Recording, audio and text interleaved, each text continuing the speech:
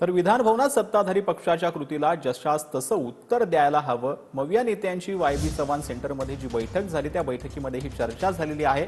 विरोधी नेत्याला टार्गेट केलं जात असेल तर मविया एकत्र येऊन लढणार.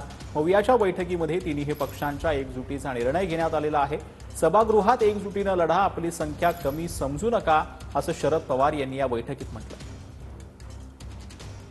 तर मवियाच्या बैठकीमध्ये आज काय झालेलं आहे ते आपण पाहतो आहोत. विधान भवनात सत्ताधारी पक्षाच्या कृतीला जशास तसं उत्तर द्यायला हवं अशी भूमिका जी आहे ती मवियाच्या बैठकीत ठरली आहे.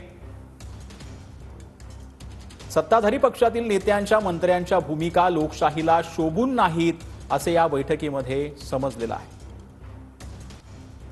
सत्ताधाऱ्यांना त्यांच्याच भाषेत उत्तर देणं गरजेचं असल्याची देखील भूमिका या बैठकीमध्ये मांडण्यात आली आहे. तर भास्कर जाधव, आदित्य ठाकरे तसंच विरोधातील एक नेत्यांना सत्ताधारी टार्गेट करत आहेत अशी देखील भूमिका आणि चर्चा जी आहे त्या मवियाच्या बैठकीमध्ये झाली. तर विरोधातील नेत्याला टार्गेट करण्याचा प्रयत्न होत असेल तर मविया नेते एकत्र येऊन लढणार असल्याची देखील भूमिका या बैठकीत ठरली आहे. मवियाच्या बैठकीत तिन्ही पक्षातील नेत्यांचा निर्णय जो आहे तो यामध्ये घेण्यात आलेला आहे. सभागृहात एकजुटीनं लढा, आपली संख्या कमी समजू नका, असं वक्तव्य जे आहे त्या बैठकीमध्ये शरद पवार यांनी केलं.